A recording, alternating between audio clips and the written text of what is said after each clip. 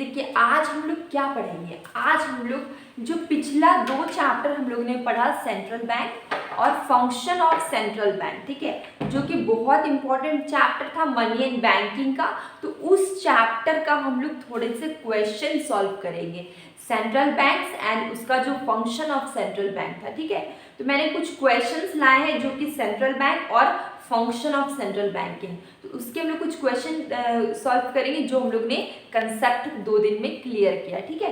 तो मेरा क्वेश्चन क्या है कि कौन सा एजेंसी है, देखिए यहाँ पे कौन सा एजेंसी है जो रेगुलेट करता है मनी सप्लाई इन इंडिया को, ठीक है।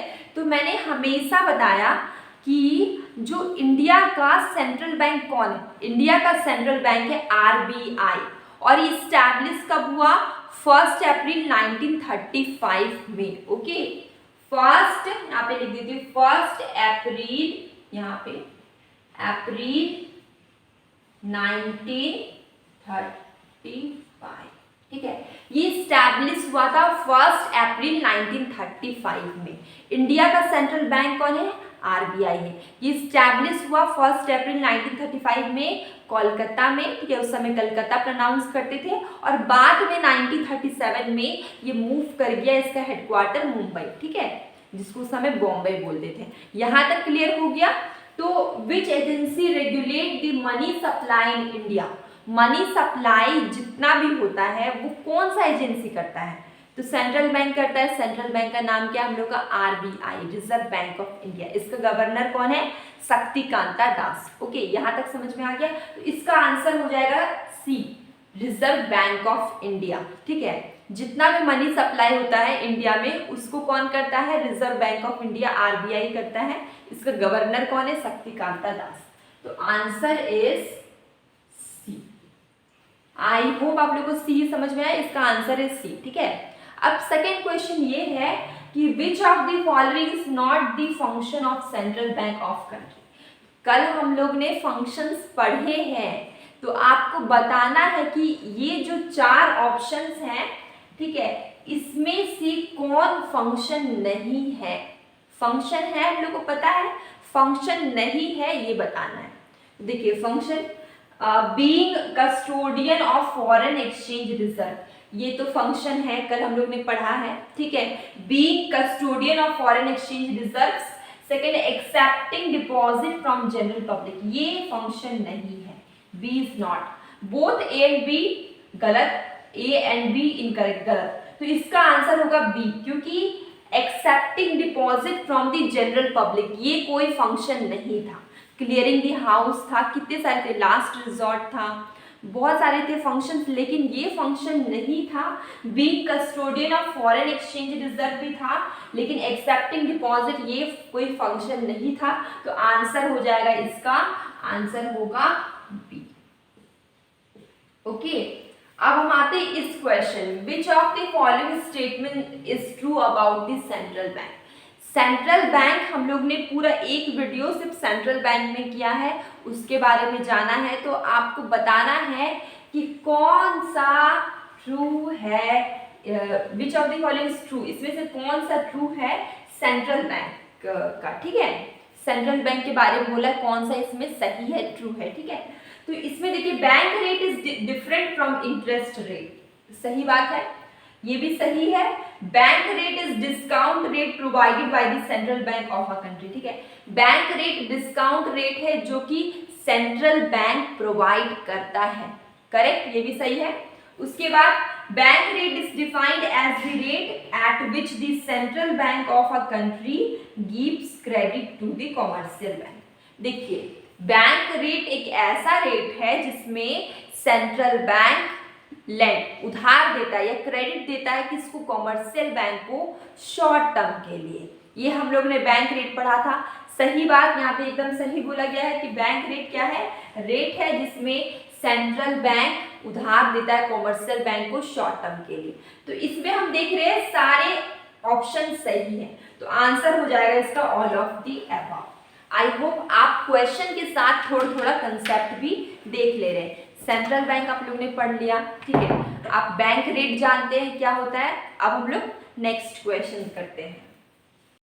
तो कुछ क्वेश्चंस हम लोग और कर रहे हैं कि the rate at which bank lends to RBI, okay, bank lends to RBI, इसका मतलब क्या हुआ, क्वेश्चंस को समझना बहुत जरूरी। अगर आप क्वेश्चंस को नहीं समझेंगे इसका एक एक वर्ड तो आप आंसर गलत कर देंगे, ठीक है। तो यहाँ पे क्वेश्चन में लिखा है बैंक्स लेंड्स टू आरबीआई, मतलब कि बैंक उधार देता है आरबीआई को, समझ में आया, बैंक उधार देता है आरबीआई को। तो कौन सा टॉपिक था जिसमें बैंक, मतलब मैंने बहुत सारा बताया था, सीआरआर बताया, कौन सा इंस्ट्रूमेंट्स था जिसमें बैंक्स उधार देता था आरबीआई को, याद करिए आप।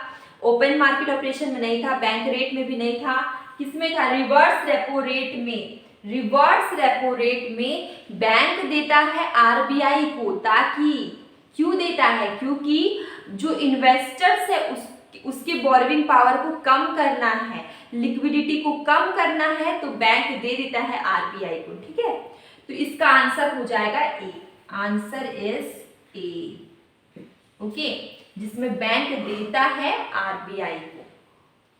सेकेंड क्वेश्चन बहुत इजी है, RBI of India was established on, मैंने मेनी टाइम्स मैंने ये चीज बताया है, आप लोग याद कर लीजिए, 1 अप्रैल 1935, 1 अप्रैल 1935, तो आंसर इज ए, 1 अप्रैल 1935, ठीक है। आंसर यहाँ पे मैं ए लिख देती हूँ, 1 अप्रैल 1935। इसके गवर्नर कौन है, मैंने इस क्वेश्चन में भी बता दिया, गवर्नर है शक्तिकांता दास, स्टैब्लिश हुआ 1 अप्रैल 1935 में। और ये कहाँ स्टैब्लिश हुआ था, ये स्टैब्लिश हुआ था कोलकाता में, उस समय प्रोनाउंस करते थे कलकत्ता, और उसके बाद ये मूव किया 1937 में, इसका हेडक्वार्टर मुंबई में, ओके। तो आपको इसके बारे में इतना कुछ मैंने बार बार बताया है, आपको याद हो गया होगा।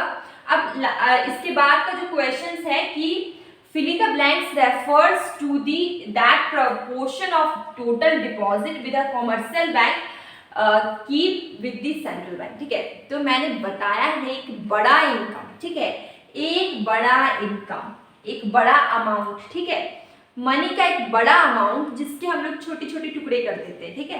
तो मनी का एक बड़ा अमाउंट जिसका एक छोटा हिस्सा, मनी का एक बड़ा अमाउंट का एक छोटा हिस्सा एज अ रिजर्व, रिजर्व के रूप में कॉमर्शियल बैंक, मनी का एक छोटा हिस्सा एज अ रिजर्व के रूप में कॉमर्शियल बैंक रखता है सेंट्रल बैंक को, इसको क्या बोलते हैं हम लोग, cash reserve ratio, CRR। Answer is C, इसका आंसर हो जाएगा सी। क्वेश्चन का आंसर आपको समझ में आ गया, refers to that proportion total deposit, इसमें लिखा हुआ था commercial bank has to keep with the central bank, ठीक है। तो एक पोर्शन, एक छोटा हिस्सा, पूरे अमाउंट का एक छोटा हिस्सा जब कॉमर्शियल बैंक रखता है सेंट्रल बैंक के पास, तो इसको बोलते हैं हम लोग CRR, कैश रिजर्व रेशियो। यहाँ तक समझ में आ गया। इसके बाद का क्वेश्चन है which of the following is incorrect, ठीक है। तो आरबीआई के बारे में कल मैंने बहुत पढ़ाया, करेंसी ऑथोरिटी है इसके पास, इसलिए इसको बोलते हैं बैंक ऑफ इशू, ओके। पहला पॉइंट सही है, this is correct. Currency authority मतलब नोट छापने का अधिकार है, लीगल राइट है उसके पास, इसलिए इसको हम लोग बैंक ऑफ इशू बोलते हैं, ठीक है। सेकेंड है कि RBI act as bankers to the government, सही है, वो गवर्नमेंट का बैंक है। आरबीआई क्या है, गवर्नमेंट का बैंक है, कल मैंने पढ़ाया। शॉर्ट टर्म लोन्स गवर्नमेंट को देती है आरबीआई, जब कोई बैड फेस आ जाता है, कोई बुरा सिचुएशन आ जाता है तब, ठीक है, दिस इज करेक्ट। अब यहाँ पे है थर्ड की bankers does not regulate the flow of credit, bank RBI does not regulate, तो ये रॉन्ग है। आरबीआई रेगुलेट करती है क्रेडिट को, आरबीआई परफॉर्म करती है as a supplier of money, supplier of credit, ठीक है। मैंने एक पढ़ाया था फंक्शन कि increase and decrease of supply of money, ये क्रेडिट कंट्रोलर है, ये क्रेडिट को कंट्रोल करती है, ठीक है। आरबीआई कैसे परफॉर्म करती है, क्रेडिट कंट्रोलर के रूप में परफॉर्म करती है, ठीक है। आरबीआई परफॉर्म करती है as a credit controller, credit controller के रूप में परफॉर्म करती है।